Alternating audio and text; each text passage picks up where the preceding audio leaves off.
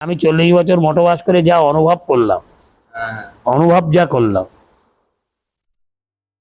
এগুলো জড়জাগতিক বিষয়। আর ঈশ্বরের কৃপা পেতে গেলে অত্যন্ত সাধারণ হয়ে ভগবানের ভক্ত ভাবে চলতে হবে। আমি যখন যোগপীঠে পূজা করতাম, রাত্রে যখন ঘুমাতাম, মহারাজরা ঘুমিয়ে পড়তাম, আমি তখন ছোট, 12 বছর 13 বছর বয়স। রাত্রে উঠে খুঁজতাম নিমাই বার হয়েছে কিনা, আর মহারাজদেরকে বলতাম আবার মাঝে মাঝে, এ নিমাই তো বার হয় না, একদিনও বার হয় না, তাহলে ধরতাম একটু খপ করে। নিমাইকে তো ধরতাম, আর ওই যোগপীঠে গিয়ে তো পূজা করতাম। তা কিন্তু আমাকে ওখানে কৃপা করেছিলেন নৃসিংহদেব।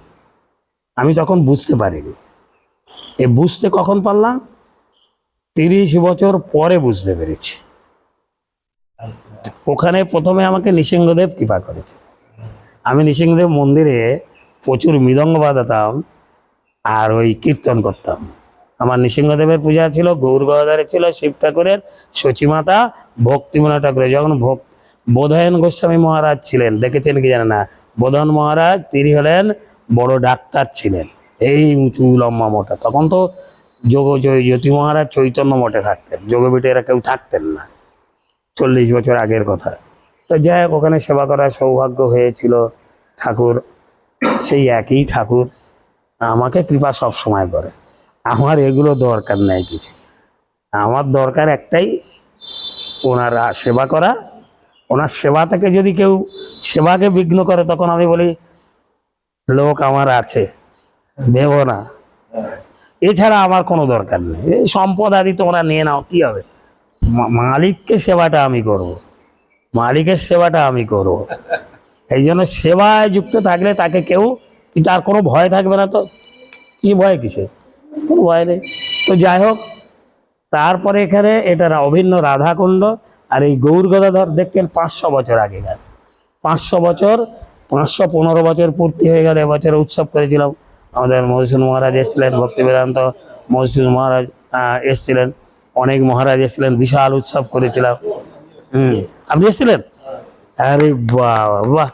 আমার তো জীবনের সত্যি মানে ছিল বলে আমার ইচ্ছে ছিল মুখ্যমন্ত্রীকে আনার, কিন্তু ওনার নির্দেশ ছিল না। এইবারে একবার ইচ্ছা যদি হয় এনাকে আর প্রধানমন্ত্রীকে। হ্যাঁ, লোক না আমার, হ্যাঁ ভালো করেছিল। খালি এনাদের সঙ্গে সেটিং ছিল না বলে আমি নিরপেক্ষভাবে উৎসবটা করেছি, খালি ওনার আশীর্বাদে। উনি ওই সভাতে দাঁড়িয়েছিল, কেউ জানে না এখানে, এদের কাউকে কোনো ইনভাইট নেই, আর রেগে যাবে না। কিন্তু উনি যখন দাঁড়িয়ে গেছে আমার পাশে, ব্যাস আমার চলাচল লাইনটা আলাদা ঠাকুরের কৃপায়। আর আমি তো কারো থেকে ভিক্ষা করি না, কেউ বলতেই পারবে না, কালেকশনই করি না। এটা এবার বলবে, এই গৌর গদাধর প্রভু এখানে খেলাধুলা করতে আসতেন, মহাপ্রভু আর গদাধর প্রভু, গদাধর রাধারানী। তা মহাপ্রভু 24 বছর পরে যখন সন্ন্যাস নিলেন, সন্ন্যাস নিয়ে যখন চলে যাবে পুরীতে, যাওয়ার আগে এখানে আসেন। এটা হলো দ্বিজবারীনাথের বাড়ি। আর এই দ্বিজবারীনাথ ছিল গদাধর প্রভুর শিষ্য ছিলেন। তো মহাপ্রভু যখন সন্ন্যাস নিয়ে এসেছেন, ভগবানের রূপটা কেরম বলুন তো? কোটি সূর্য।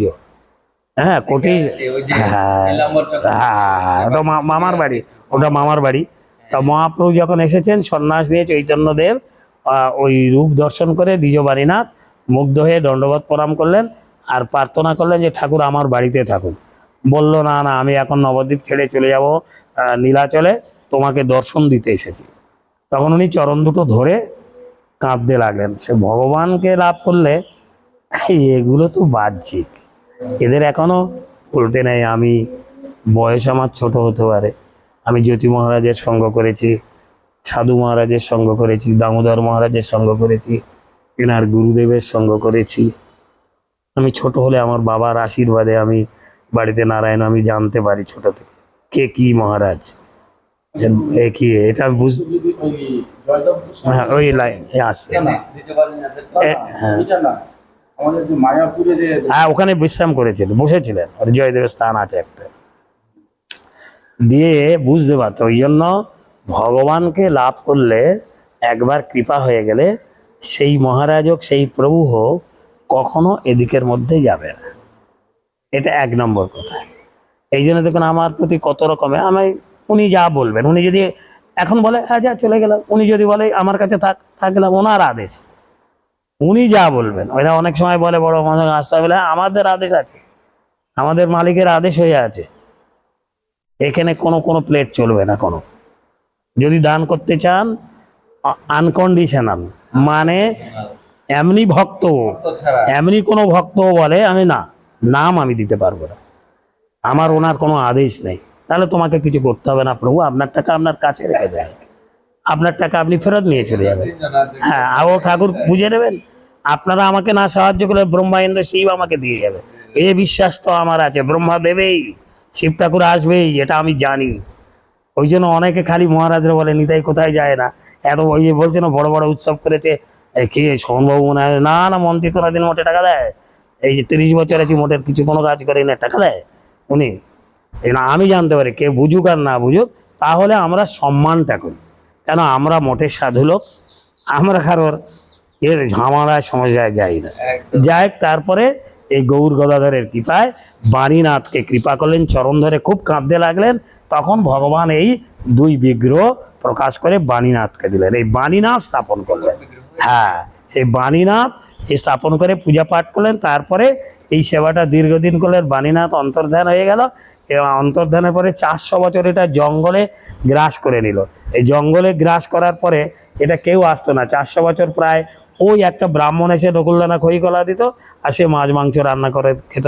তারপরে প্রভুপাদ 1920, হ্যাঁ ওটা নয়নানন্দের।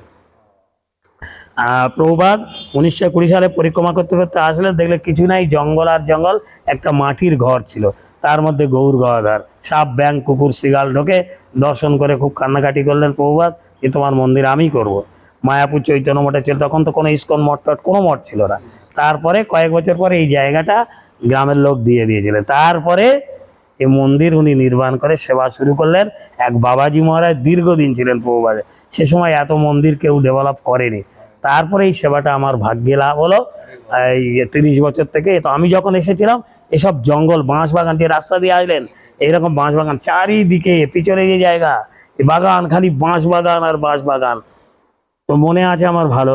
তারপরে আমি চলে যাবো বলে ঠিক করলাম, মায়াপুর থেকে আমাকে পাঠালো, দক্ষিণ ভারতে 10 বছর ছিলাম, চলে যাবো বলে ঠিক করলাম, বেডিং টেডিং রেডি করেছি। রাত্রে খুব শব্দ হয়, ভূত প্রেত দানব দৈত্য নানান শব্দ আমি বুঝতে পারি, ভয় করে। আমি তো সব প্রভুদের মাঝখানে ঘুমানো হলো, আর এখানে থাকবো কি করে। তারপরে বেডিং রেডি করে চলে যাবো ঠিক করেছি। তারপরে এনারা দুজনে আশীর্বাদ করলো, বললো দেখ নিতাই, আমার নাম নিত্যানন্দ, যাস না, এখানেই সেবা কর, তোর যা কিছু লাগে আমি দেব, আর যা সমস্যা আমি দেখে নেবো। এই জন্য ওরা মনে করে প্রভুর এই লোক সেই লোক, এটা কিছুই না। মেন উনি একটা এরকম একটা শক্তি দিয়ে দেয়, উনি দিয়ে রেখেছেন, এবং উনি খুব আমাকে মানে ভালোবাসেন, কৃপা করেন বলে। না হলে দেখুন এত বড় বড় মহারাজ ইস্কনের সবাই কিন্তু খাতিরটা করে আমার যেন না, আমার প্রভু সেটা খাতির ওনাদেরকে করতে বলে। আমার প্রভুর একটা শক্তি এমন আছে, উনি বোঝান। না হলে দেখুন এই লোকনাথ গোস্বামী মহারাজ আমাকে মানে এত ভালোবাসে, জয়পতাকা মহারাজ এত ভালোবাসে, তা ওনার সবার মানে কথা বলতে তো আমার কথা বলে, বলে দেখো তোমরা সবাই, আরো নিতাই প্রভু একা কত বড় নাট্য মন্দির করেছে, মার্বেল লাগিয়েছে, হ্যাঁ ঠিক, আর পুরুষোত্তম মহারাজ এই হরিকথায় বলেন। তারপরে আমি চেষ্টা করি আমি সকল বৈষ্ণবদেরকে সেবা করার। তা যাই হোক, ভালো আমাদের জনার্দন মহারাজ যখন যোগপীঠে আছেন, যোগপীঠটা আমার অত্যন্ত প্রিয় স্থান, জানেন তো। আমি যোগপীঠে হয়তো যেতে পারি না, আমার যে মনে যা আছে, কোনো একদিন যখন আবার সেবার সুযোগ হবে, হ্যাঁ ঠাকুরের কৃপা হলে, কারণ না না অভিন্ন, সেটা উনি সব বুঝিয়ে দেন বলে তো এখান থেকে আর কোথাও যাই না। এখানে গৌর গাদা, তার ওখানে সাক্ষাৎ সচী মাতাও খুব ভালোবাসে আমাকে, খাতির করে। এই জন্য যোগপীঠ না, আরেকটা কি ব্যাপার বলুন তো, জন্মস্থান তো, ওখানে আমরা ছিলাম, আমরা ছোট থেকে মানুষ হয়েছি, ওখানে সেবা করতাম। একটা মাঝে মাঝে মনের ভিতরে চিন্তাও হয়, তা একবার তো মানসিকভাবে স্মরণ করলেও একই ফল লাভ হয়। তো যাই হোক, এইভাবে গৌর গদাধরের সেবা